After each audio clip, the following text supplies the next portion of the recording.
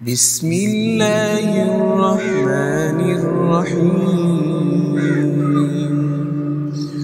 ألهاكم التكاثر حتى زرتم المقابر، كلا سوف تعلمون ثم كلا سوف تعلمون، كلا لو تعلمون علم اليقين لترون الجحيم ثم لترونها عين اليقين ثم لتسألن يومئذ عن